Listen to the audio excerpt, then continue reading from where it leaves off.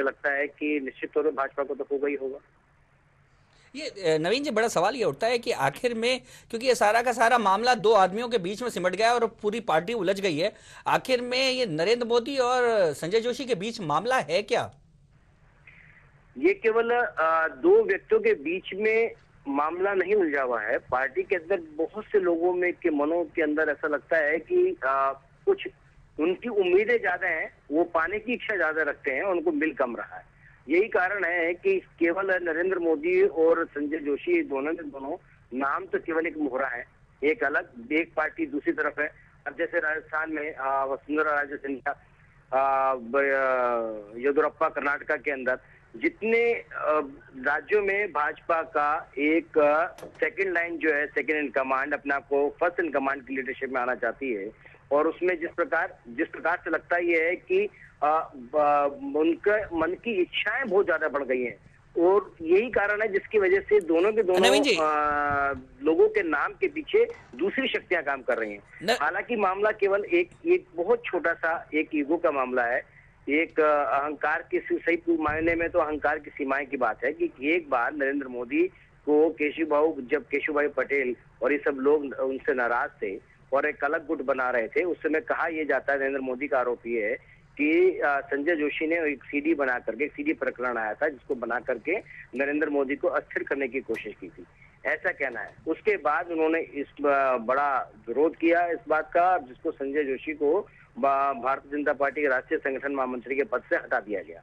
लेकिन उसके बाद जब दोबारा से लेकर के आए उत्तर प्रदेश के चुनाव में, उत्तर प्रदेश में संजय जोशी को प्रभारी बनाया नितिन गडकरी ने, तो नरेंद्र मोदी उत्तर प्रदेश के चुनाव में प्रचार में आए ही नहीं, जिसका खामियाजा पार्टी को भी हुआ, नुकसान भी हुआ। तो क्या लगता है नवीन जी, सबसे बड़ी बात है नवीन जी लगता है कि इसका क्या अंत क्या होगा, या क्या संजय जोशी को बाहर कर दिया जाएगा, या नरेंद्र मोदी को सुलटा लिया जाएगा, या दोनों साथ काम कर पाएंगे, ऐसा कुछ लगता है?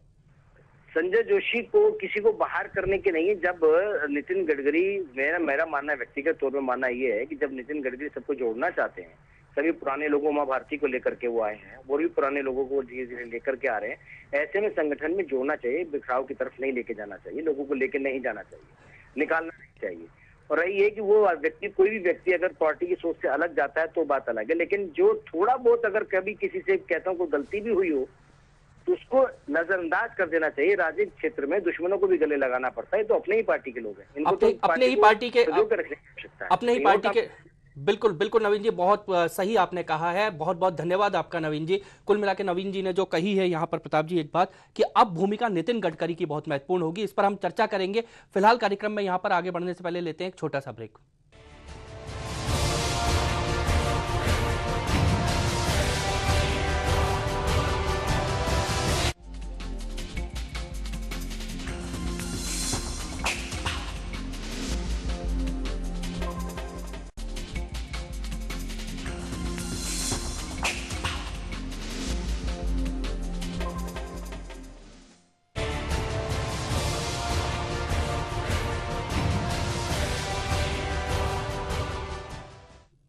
ब्रेक के बाद एक बार फिर से आपका स्वागत है। प्रताप जी, एक बात आपसे हम जानना चाहेंगे यहाँ पर कि ठीक है, बड़े नेताओं की जो लड़ाइयाँ हैं, बड़े नेताओं के जो छोटे मन की बातें जो पोस्टरों के जरिए आ रही हैं, वो अपनी अलग बात है।